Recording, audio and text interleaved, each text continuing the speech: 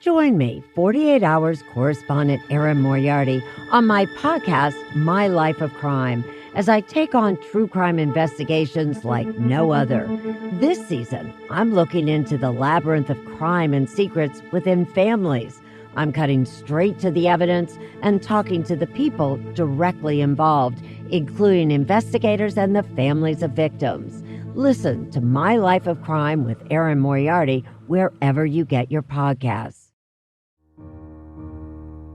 Inspired by the life of the savvy and ambitious Colombian businesswoman Griselda Blanco comes a new Netflix original limited series. Griselda tells the story of a devoted mother who, with her lethal blend of charm and relentless savagery, creates one of the most powerful cartels in history. Witness Sofia Vergara's captivating transformation into the godmother of the underworld. Griselda, now streaming only on Netflix. Barenaked, barenaked, barenaked, ABCs. Welcome to the Barenaked ABCs, where we discuss every Barenaked Lady song from 7 to Y. And this week, we finally are past Christmas. And, it's wonderful, but in Maine, there's a controversy that happens every year at this time. Some of us are really, really happy to have snow still on the ground. And then there's people like me who just wish that it would just melt away and we would have no more snow for the rest of the year. All we want is white on the ground when it comes to Christmas, and then we're good. That's it. I'm not a skier. I don't enjoy skiing. I'm one of those people. So, but we did have a white Christmas. But this week we're going to be talking about the song Green Christmas. And to join me, since we don't have Aaron and Michelle, I have with us Bill Meeks. Nice to be here. Nice to be here. And, down here in Florida, all we have is green Christmases. So I live in Maine mostly because family, but also I love to have a white Christmas. Mm-hmm, but I'm done with it after that. I could care less about having white the rest of the year. Yeah, I like snow having happened, but I hate having to drive in it or interact with it at all, minus looking outside a window and be like, oh, that's nice, and then going back to my hot cocoa or whatever. Exactly. But the kids seem to enjoy it, so I'll go with it. Yeah, we're actually we're going up to New York City on Christmas, so we might get a white Christmas. We'll get there late at night though, so it'll just be a dark, dreary white Christmas. And we've broken the illusion. We're recording this before Christmas. Oh, I mean that when we went to New York City and. The Christmas was white. It was really, really white. I swear, it happened in the past. Yeah, I'm not going to record over the Christmas holiday season. I'm not doing that to people. So yeah, we're recording this early. We're putting a bunch in the pot so that way we don't have to record during the Christmas break. So this week we're talking about Green Christmas, which is a really interesting because it's one of the few songs that they've actually done for a soundtrack. Mm-hmm. Mm-hmm. It's written by Stephen Page and Ed Robertson. It was written in the year 2000, although it wasn't released on the holiday album till much later because it actually came out on the soundtrack first. Yes, the soundtrack for Grinch. I have it in my CD book, I think out in my car, because I still have one of those big binders filled with CDs. Half of them are Barenaked Ladies, soundtracks, albums, singles, and bootlegs. So there's 4 places that you can actually get this song. 1, Dr. Seuss's How the Grinch Stole Christmas soundtrack. The streets are filled with Christmas cheer. At least it's only once a year. Perfect parcels tied with perfect bows. Which was the Jim Carrey, Ron Howard version. Mm-hmm. Controversial version. In 2002, there was a compilation album called Maybe This Christmas Too, which they recorded another version for. They did not just release the same version into that. They did a whole new version.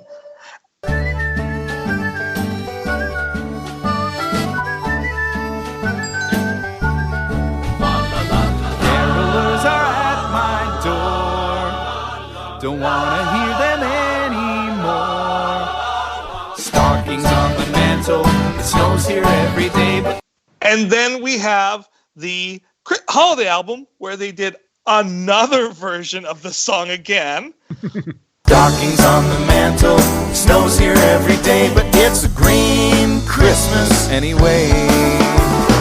Red nose on the reindeer, tinsel on the tree, but it's a green Christmas for me. And then finally, if you went to the tour, this was the tour where they released copies of every single stop that they did on that tour. So if you went to that show, you got a copy of that show to bring home with you. Mm-hmm. So a whole bunch of different ways that you can get this song in different ways and versions. Yeah, I think this song too is next to Pinch Me. It might have the most versions played on different talk shows. Like, and then there was also they did a Barenaked for the Holidays special on A&E too, and I think this was in that too. Oh yeah, definitely, and it was great. Like, I like this song no matter which version it is. I do have a favorite, but I definitely like this song no matter which one comes out of it. So. Oh yeah, it's a great song. Great. I like all of their original holiday songs, honestly. But this one is definitely a standout. Now, one of the interesting things about this song is Barenaked Ladies got an opportunity here when they were asked to do this song for the soundtrack. Ron Howard, and I'm sure that wasn't offered to all the people who did this, probably just Barenaked Ladies and one or two other bands. Barenaked Ladies was given an early version, a rough cut of the film to watch, to then decide like how they wanted to create the song and mold it around the character. So, like, what an opportunity. Oh, yeah, definitely. And I mean, if you look through the lyrics of this song, it's very evident that it was written very specifically for this movie and that character. But yeah, this song too, to me, it kind of seemed like it was the start of them trying to become a bit of a soundtrack band too, because they did this, and then I think they almost had they did the Chicken Little, One Little Slip, and then they tried to write one for Curious George, and it didn't end up working out, so that ended up on the Kids album. If I climb a tree just to see what I see, does that make me curious? If I make a point of just cruising a joint, would that make me curious? Yeah, and it seemed for a while there they were trying, and then obviously they hit it with the Big Bang Theory, and they never need to write another soundtrack song again. There's one other one though, and we're gonna get to that a year from now. Oh, Laser Team. Laser Team. It was a Rooster Teeth production, done by the Rooster Teeth team. Some of the people acting on that, and it was an actual release. It was an actual movie, and they're actually coming out with a second movie they're working on right now. So. Oh wow, I was not aware of that one. I'll have to hunt that one down after we're done here. Yeah, actually, well, you're more than welcome to come back for that song when we do it. For sure. I'll have to listen to it first. In fact, you know what? I think you can handle this. I'm just going to go and find Laser Team right now. Watch the movie though, but we'll come back to that movie anyways. Movie is worth it. But this song, before we get into talk about the song, one more thing I do want to mention was this song was not recorded by itself. It was not recorded like they just went into the studio one day and recorded it to get it done for this album. They actually recorded it during the Maroon sessions, and I think that it actually sounds like a lot of the Maroon types of sounds anyways. Oh, yeah. Like, I was not aware of that trivia fact, which is surprising that you were able to get one I'm not aware of.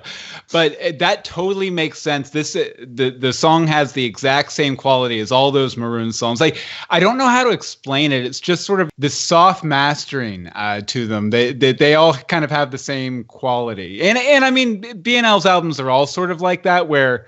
Because I think, every song on Gordon sounds a little bit like every other song. You know what I mean? It sounds like you could have just gone and seen them perform the entire album live to tape, This song was definitely produced by Don Was. Like, you can hear it. The little things. I can't encapsulate what it is. It's just before I knew that fact, I was like, okay, when would they have done this? I knew it was around 2000 anyways, but I was like, it's got like, it definitely has that 2000 sound maybe. And I researched it, and yeah, sure enough, it was recorded just during that whole Maroon sessions. That's when they were attracted by Ron Howard to do this. So yeah, that's just amazing, because you say that, and I'm like, there's something about this song that's always seemed really familiar to me, and now that you've said that, that's exactly what it is. It's the production value of it. It's sort of the production style of it. Yeah. Before we get to the song, let's talk about the movie. What were your thoughts on Jim Carrey's and Ron Howard's Grinch? I really like. I went through puberty watching the movie. No, I really liked it though. I thought that there's a few areas of the original cartoon version that always felt a little bit shallow, and this one really fleshes them out. I really like Jim Carrey's performance. I love the production design here in Orlando. At Universal Studios, they have a whole area themed out just like the movie. And it's really cool to walk around there. In fact, one of the first times I went there, and this is something that happens to me with anytime I hear a Barenaked Lady song out in public that's not 1 week. I was just walking through, and it was playing in the background, and my mind was like, wait, that sounds familiar. No, that can't be Barenaked Ladies. That's not a single. That can't be Barenaked Ladies. And my mind just tries to reject the idea of it. And then I'm like, no, it is. And I'm in Grinchland. So that makes total sense. But yeah, and Jeffrey Tambor did really well. He was the mayor, right? Yes. What's her name from Just Shoot Me as the mayor's wife was amazing, who had the crush on the Grinch. I love that whole sort of like backstory to the Grinch and them having crushes on each other when they were kids.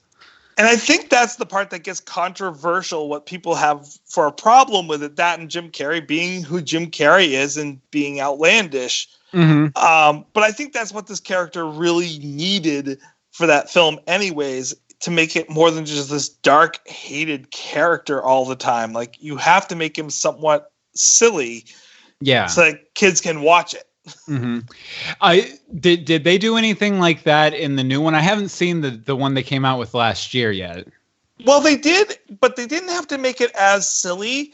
He was still kind of a silly character. It went a little bit more back toward the, I want to say 60s, 70s kind of focus. But I think because it's a cartoon, it has less of that like need to pull it away from the realism of it. Whereas if you're having realistic characters play it and it's dark, it's going to scare kids if you play it too dark. Yeah, definitely. But I really like the Jim Carrey version. I like how they made this whole story that goes with it. I like how each of the characters is a gray character. Like, Jim Carrey is the darkest of all of them, but even then he's got a reason for being as angry about Christmas as he is. Mm-hmm. One of my favorite things about that movie too is I think it's two scenes in the movie. It's been a few years since I've seen it, but where he just kind of, he puts on a mask and he goes and sneaks around Whoville.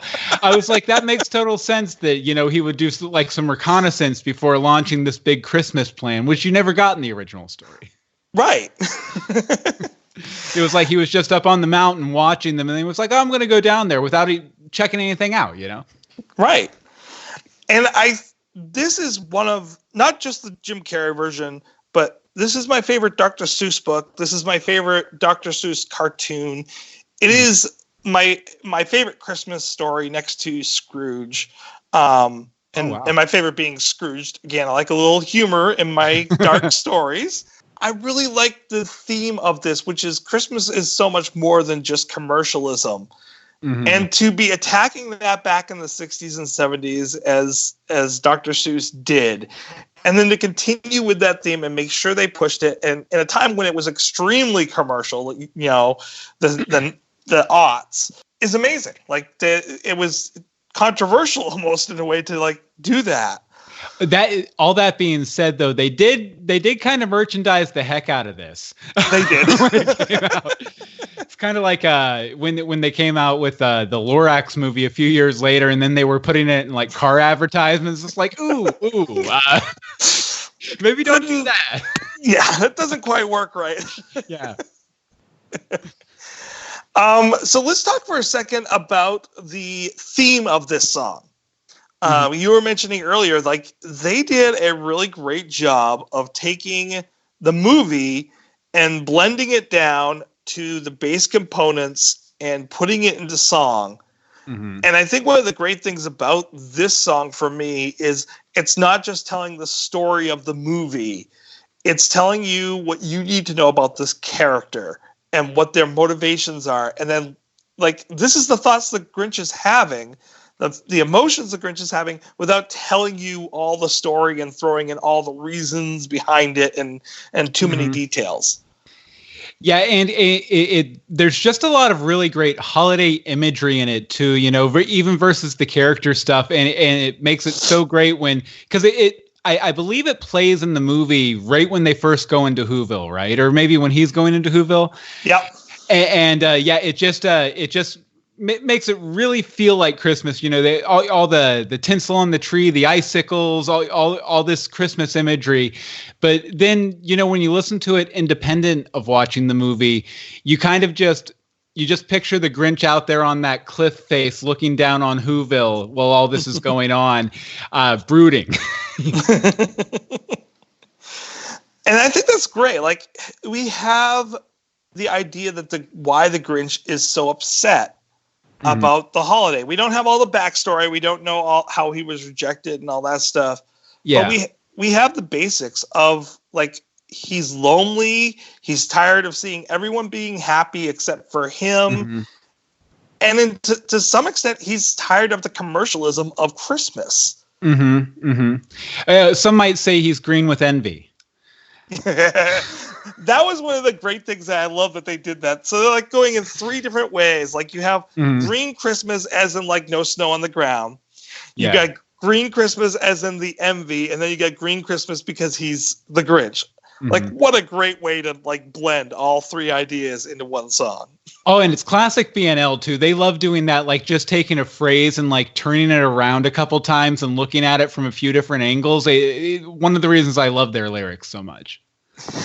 Because I'm trying to think, what song am I thinking of that does that really? Oh, Tonight is the Night I Fell Asleep at the Wheel.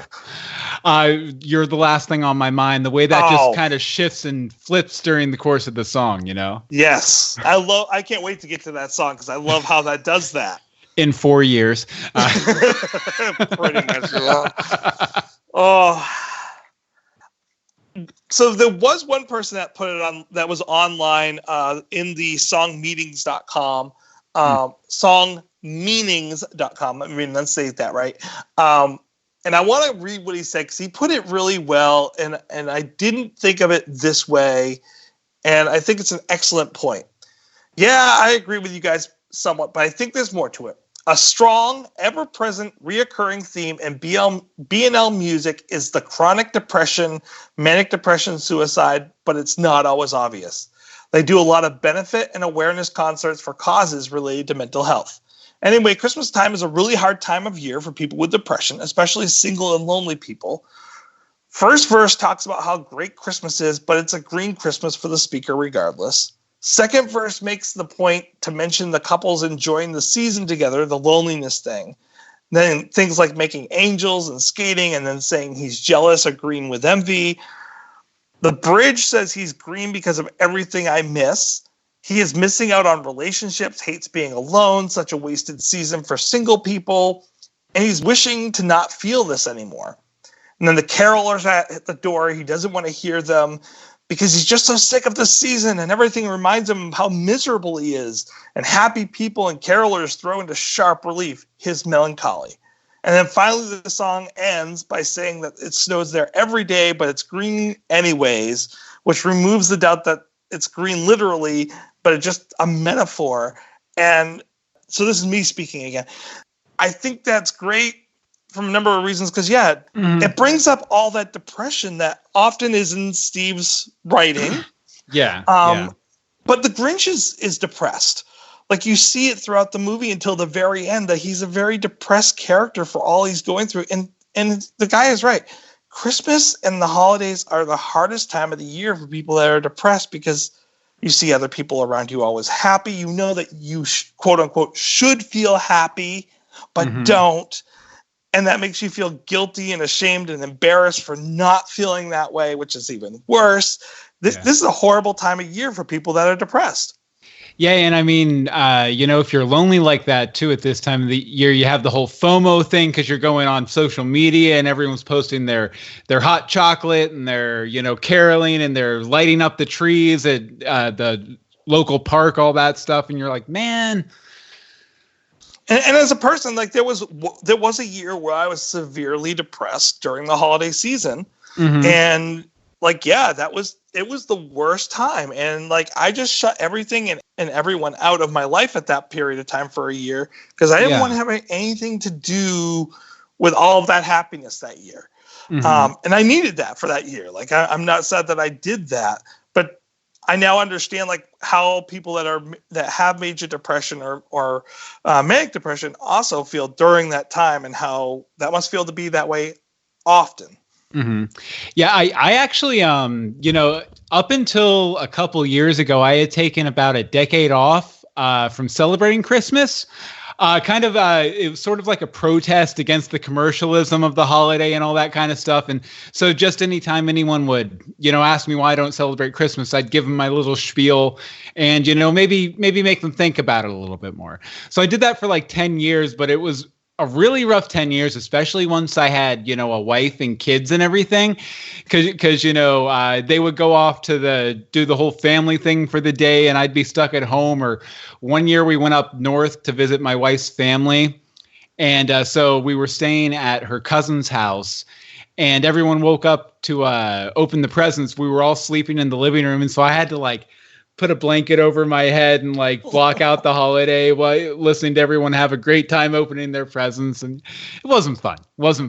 I identified with the Grinch in that moment a little bit. Also, my father-in-law that year for my birthday bought me a Grinch t-shirt, which I should have worn today, but I didn't. I think as we get older, we understand where the Grinch is coming from. Like once we've lived those experiences and we also see the commercialism of Christmas, we can get that and understand that. Yeah. And the movie in general makes a really good point of saying that, it's important not to lose that sort of that Cindy Lou Who childlike innocence about it, because if not, you're going to end up miserable and alone like the Grinch. Exactly. Yeah. And we have to let kids and bring happiness back to us. And I like the themes that run throughout that movie. Yeah. So, and even Cindy Lou is questioning herself during that movie, about what is Christmas really all about. And I like that. She's innocent, but she's not naive. Yeah. Great movie all the way around. So one of the lines in this song that I find, I like the more times I listen to it this week, I'm like, wait a minute, what? 5 red mittens drying on the racks. Wait, why is it 5? Why would 5 sets? Maybe I can understand. Why is there 5? Like, who's missing the mitten? You know what? That is a great question. That implies a whole other story about maybe it's like what is it? The 5 little kittens one of them lost their mittens or something like that. Maybe it was a reference to that or something. Yeah, that had never even occurred to me that's an uneven number of hands. I mean, I'm guessing they're probably that's them doing some self-referral. There's 5 guys in the band at that time, 5 mittens. But I'm like, wait, that's an odd number with even numbers of hands. So either someone's having a really tough Christmas because they lost a mitten or lost a hand, or there's something else going on here. Were there any Who's with a hook for a hand? If so, maybe that's what the reference was. Maybe. Captain Hook was a Who. Captain Hook? Maybe it was Max. Max had 4 mittens and 1 for his tail. There we go. We cracked it. We don't want Max's tail to get cold, that's for sure. So do you have anything more to add about the lyrics here? No, I just think that I love the holiday imagery of the song. It's just so many strong images that just not in a violent way, but just keep punching you in the face over and over to where, even though the song's about sort of missing out on Christmas in a way and being jealous of other people celebrating it. Nothing gets me in a Christmas mood more than those opening, guitar chords of this song, like do, do, do, do, do. And then the imagery of the lyrics kicks in. It's a great song. It's a fantabulous song. They use the lyrics to paint a picture very briefly of what you're seeing around you. And I think the music itself brings you into the mood of what you're supposed to be feeling. Yeah. So you have these great scenes, but you have this music that's happy, but there's something a little bit melancholic about the sound of the song. I don't know what it is. I wish Aaron were here so I could say, Aaron, what's that? What is it about this key that's bringing this feeling of melancholy? Because it's the strumming and the dun dun dun, which is bringing the happiness. Yeah. But there's something about this key that brings in a little bit of sadness. Oh, now I'm trying to remember because I play guitar a little bit. I haven't played this one in a while. I'm looking up the chords here because I think there's like a Christmas chords. I think that there's like some sort of like sus 7 chord or something in there that might be giving it that melancholy sound. Let me look here. Oh, it's a C. Yeah, it's all sevenths. It's D major 7th, C major 7th. That's why. Okay. Because that 7th kind of adds a, because you have the whole chord and then you add that little bit of dissonance to it, to make it feel a little bit. Yeah, exactly. But how genius is that? Like, we're not going to make this a thoroughly happy song because it's not meant to be. So this is a really basic song, though. Like, they don't give a ton of other instruments into this music. It's them playing their basic instruments they always play.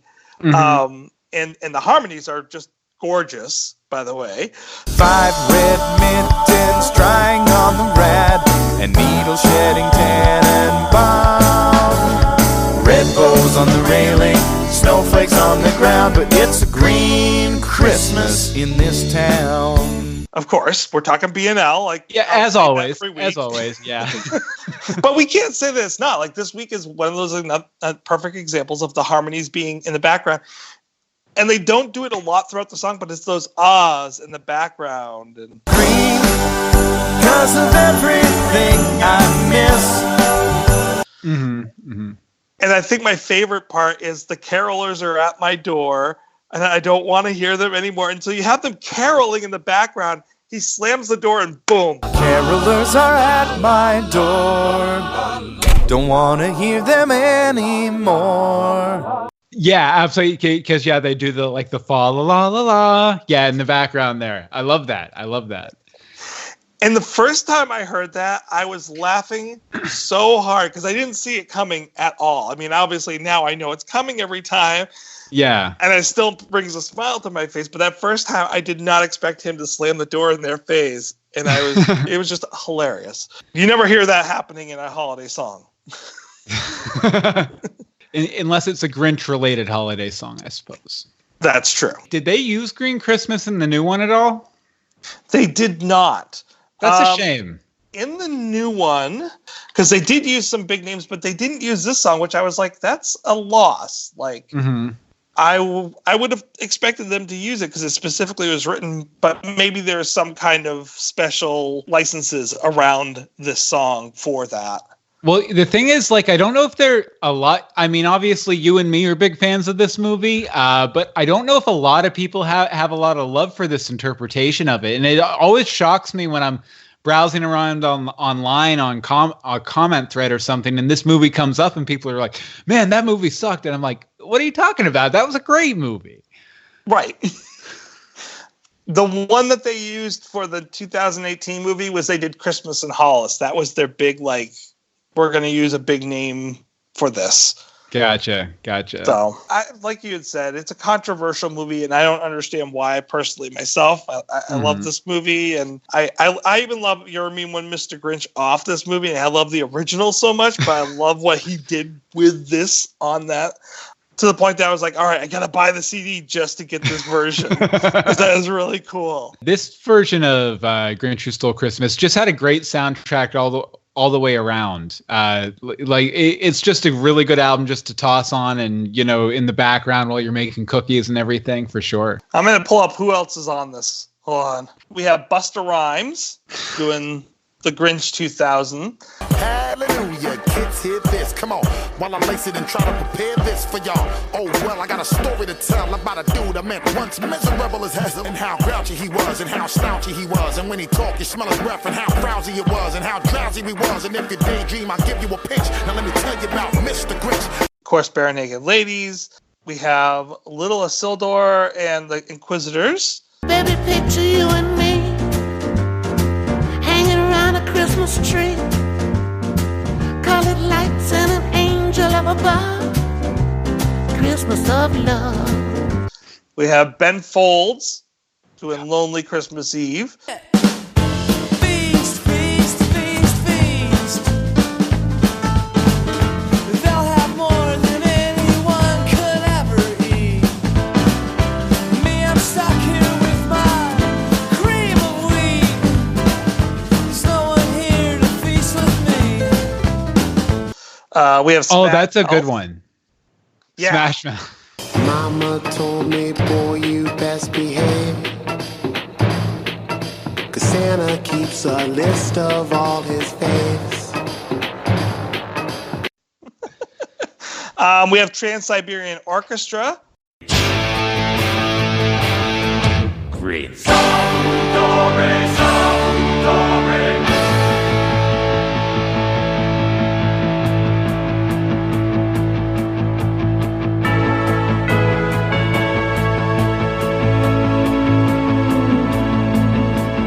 Who did the Whoville medley. So yeah, I mean, totally top of the rank here. We have NSYNC. There's one thing you should know.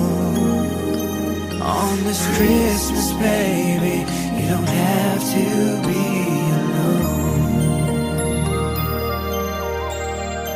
alone. Faith Hill. Where are you, Christmas? Why can't I find you? Why have you gone away? But that's an excellent group of people. Yeah, that particularly that version of "Where Are You Christmas" was fantastic. Absolutely fantastic. This is what Steve had to say about this album. Okay. Because he was interviewed in 2004 to Billboard. I think it's really good. Most holiday records sound like they're phoned in, but this one doesn't. I think we went into this thinking it would be a really nice souvenir to have for the holidays, but now that I think we really feel it's like a real Barenaked Ladies record. I guess when it comes down to it, how do we not make a Barenaked Ladies record? We really don't ever phone it in, and we had a lot of fun making this record, and everybody sings. There's a bunch of newer singles and originals, plus some really nice surprises, he said. Nice. Yeah, that whole Barenaked for the Holidays album though is just great. I end up listening to that album a lot during the summer, actually, which is really weird. I think it's because, it's been long enough from Christmas to where I'm not oversaturated, but Christmas is far enough out that I'm not going to get tired of it. So I'll just loop it for 2 weeks in July, listen to it all the time. There's songs off this album I won't listen to. This is not one of them. This one is one of those ones I warp. Yeah. So, yeah. What are the ones you don't listen to, just out of curiosity? Mostly the instrumentals. We will get to them, but yeah. When we hit Carol of the Bells, I was like, oh, goodness, can't I just skip this week? And I love Kevin. I just don't.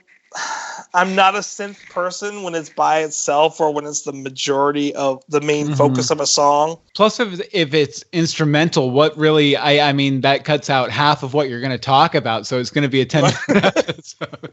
We're done. Thank you. And speaking of instrument, the synth, so the Maybe Christmas 2 version of this song actually has a lot more synth. So they have the whistling in the background, which it's not a real person whistling. You can tell because it's very sharp with the way it changes notes. And it has more accordion, though. It also has harpsichord. It has banjo. Because the synth isn't the major focus, I actually kind of like that version a little bit. Mm-hmm. Yeah, because you sent that over to me to listen to, and yeah, I really enjoyed it. I really enjoyed it. Like, it's so interesting how several songs of theirs have all these different like variant versions that are just so different, but at the same time, they're still the core song. Like, it still has the core spirit, but it just has a different feel. Like. Yeah. I like Alternative Girlfriend. One of my favorite versions of that, it was for like an in-studio appearance, and they did like a bluegrass version of Alternative Girlfriend, and it's just like one of my most favorite versions of any song they've ever done. I love that they vary things up so much, for sure. Yeah. Well, and the one they have on the holiday album it's almost acoustic in a lot of ways. Versus the one they did for the soundtrack is very much a rock. Like the electric guitar is heavily present in that song and very harsh. Like it's like we're gonna hit you in the face with this electric guitar. Yeah. So it's intriguing. Great. Now here's the interesting part, though. They don't play this much in concert. Like not anymore. Even originally. They played it 15 times during that first year that they were touring for the holiday tour. Mm-hmm. But even then, they didn't play it consistently. So I have my copy from the year that I went, or from the concert I went to in 2005 when they came here to Portland. Green Christmas is not on here. They did not play Green Christmas in concert specifically for the holiday tour. That's crazy. Like maybe they were. Maybe because it was a slightly older song at that point, maybe they were just like tired of it and wanted to rotate in the new stuff. Did they play like "God Rest You Merry Gentlemen" on that tour? They did. Yep. Well, I guess that's kind of like their $1 million of Christmas songs. You know, it's the one. If you know a Barenaked Ladies Christmas song, it's going to be "God Rest You" with Sarah McLachlan. Right, but they like the ones that they could have swapped it out with that. Like, I could see why they did it, but they also did some of the old hits in there as well without doing Christmas songs. Mm-hmm. But they also did Baby Seat. I would rather have heard Green Christmas than Baby Seat at this one concert.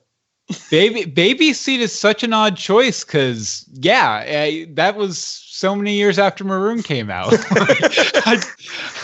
It's not a deep one that I would have gone with to kind of fill in there.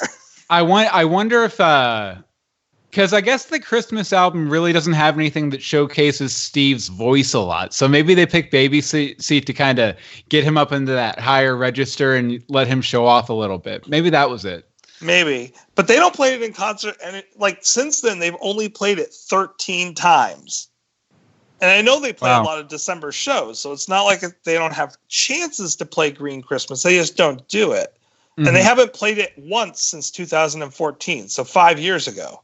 Wow. Maybe they'll get their act together and they'll do another Christmas album soon, and we'll get a whole new bevy of holiday songs for them to play. That'd be nice. So when I was talking with the guys from Canada the other day, when I was talking with Andrew and Justin about the other Christmas song just before this, "God Rest You Merry Gentlemen," one of the things I would love to see them do is like have someone new come in for each song, and they're doing different collabs. Yeah. So I would hope they would like each song they would do a different collaboration on and give it a different flavor because of who they bring in. Like that would be a really cool holiday album for them to do. Oh yeah. Cause I mean, well, there's two good examples of it working, you know, the Sarah McLachlan one and then Elf's Lament, which might be my favorite song off that album, you know, with Michael Bublé on it. They should just do a whole holiday album with Michael Bublé because, I mean, they can retire after they do that because his Christmas albums sell like crazy. Yeah, he's Mr. Christmas in Canada. Yeah, I think I saw a post on Facebook the other day about you know, it's Christmas time. Michael Bublé is rising out of his tomb to go, out of his crypt to go sing holiday song. Welcome to Michael Bublé, Father Christmas of Canada. So speaking of where this fits in the pantheon of songs, let's talk a little bit about what we think that this song deserves for a rating. So this week we're going to give this song, how many who's do we give this song? Being, of course, not who's on first or something like that. Or how many who's? We could do that, though. Who's? No. Well, it's not. The moment's passed. Yeah. Done. Even the gods of editing can't fix that. I'm going to start with you, Bill. How many Who's 0 to 5 do you give this song? I'm going to give this puberty, I guess. Again, my voice cracked again. No, I'm going to give this the full 5 hooves. It's a solid song, one of the best songs off the Christmas album. It's from a great movie. There's, like I said, the imagery is fantastic. It immediately puts you in that kind of Christmas spirit, but then makes you think a little bit too on the way out. So yeah, 5 hooves out of 5. All right, nice. So as a soundtrack song, as a title song, which I really think this was supposed to be the title song for this album, I would say that I would give it like a 4.5 to a 5 immediately. It does exactly what I want a title soundtrack song to do, which is what we talked about earlier. Give you the flavor of what this main character is about without giving you the story. Perfect. However, as a Christmas song by itself, I would give it like a 3.5 because without the movie, you lose half the flavor of what they're kind of going with because they give it so many different directions and the different meanings that, the turns that they give. You lose that if you don't know the movie or who it's being written for. So averaging those two, I give this song a 4. I think for off the Christmas album, it's definitely a 4. That's fair. And, I had never really considered the perspective of hearing this song completely divorced from the movie or like not knowing it was from the movie. It might be a little weird. Like, why are they writing this really depressing Christmas song? And it's around, if I remember, I'm going to pick it up here. Hold on. It's around Footprints too. So... Hold on a second. Oh, no, it's the second one on the album. So we start off with Jingle Bells, which starts off really slow, really quiet, and then gets this really explosive end, and then we go into this. So it's an interesting direction to go. Yeah. We're going to go from happy and jolly, and now we're going to depress you a little bit. Yeah, it's funny you mention Footprints, too, because I think a lot of the guitar work on this reminds me of the guitar work on Footprints, too. No, I would definitely agree with you on that. So, speaking of Green Christmas, my appearance for this week is another version of Green Christmas, but I think it's an amazing version. And of course, going back to our interview that we just had a couple weeks ago with Andy Cregan, Andy's the one that arranged for this version because in 2006, Barenaked Ladies played the Boston Pops, with the full choir in the background. So you have the full orchestra, the full choir singing with the Barenaked Ladies on stage. And they took a break and they came back from their break. And this is the song that they played. It's really cool to hear a full orchestra and you hear everyone doing like when you hear the carolers at my door, you have a whole like 70-person choir playing behind them. Yeah. And it's always so fun to hear a band or even just a solo musician, kind of get bolstered by that many other really solid musicians. Like I went to see Ben Folds in Pittsburgh one time, and he had the whole Pittsburgh Symphony behind him, and it was just amazing stuff. It just gives it a whole nother level. Bringing it back to BNL, the stuff Steve did with the Art of Time Ensemble is just amazing too. I constantly listen to that album. And one of the funniest things about this version of it is you have to watch the video. You can't just listen to it. You have to watch it because you have people in full tuxes listening to this pop song with huge smiles on it. It is so contrary to the situation. And the other thing that I really like is so you usually have BNL up there being bombastic. Yeah. But they're trying to, you can see them holding themselves back just a little bit to be up here a little bit more straightforward. Mm-hmm. But Steve wants to break out. This is one of those songs that when I see a live performance, I always feel a little bad for Steve because he doesn't have a ton to do. So he's just kind of like bops around his microphone, kicks his feet back and forth, like, comes in for a harmony. And then yeah. This one, Big Bang Theory, like Pinch Me, like he's those songs he doesn't have much to do because he's not usually playing the guitar. It's especially rough with a slow song because he can't do his great dance moves and jumps and kicks and stuff. He just has to kind of stand there and just like do wait for my time to shine. Plugs. Where can people get more of you? I hear there's more information, new information out there. There is new information. I'm on the FBI's most wanted list. You can find my picture in any post office. I'm not telling them where you are. Don't worry. I've selected secrecy on the meeting cam up here. Well, I mean, we are recording this right the day before it comes out, so that's a good thing. Yeah. But no, I just, I'm doing anything. I have a company, Do Anything Media, that is really going to gear up and launch in January. So look for it now. Basically, we're trying to build a community of cool, creative people to collaborate. A lot of other C words. You can get more information at doanything.media. And I also have a podcast called I Made This, where I talk to creators about different projects they've put together. Like we talk to people who have put together hour-long improvised comedy shows, the editor of Bleeding Cool, someone who wrote a movie that Judd Nelson was in, and someone who runs a cookie company. And we just talk about the cool, realistic ways they achieve their dreams. So that's I Made This, and you can find that on Apple Podcast or anywhere you get your podcast. Has a light bulb for the album art. Excellent. Definitely go out and find that. And so keep talking about Christmas. We're past Christmas. It's time to talk about the past. But not Christmas. We're going to talk about ghosts. Next week, we're coming to a new holiday. We're going to go backwards even further. We're going to go backwards past Thanksgiving, back to Halloween. And next week, we're talking about grim grinning ghosts. Ooh. So come back next week. Join us for Grim Grinning Ghosts. And until then, thank you. That was fun. Thanks, that was fun. Don't forget, no regrets, except maybe one. To celebrate joining Pantheon Podcasts, Rock Camp, the podcast, the official podcast of Rock and Roll Fantasy Camp, is giving away a guitar signed by Mike Portnoy of Dream Theater, Marty Friedman, formerly of Megadeth, and legendary shredder Zakk Wylde, plus our rockstar counselors like Vinny Appice, Monty Pittman, and more. To enter to win, simply follow, rate, and review our podcast on your preferred platform, and that's all you have to do. For more information, go to rockcamp.com/podcast.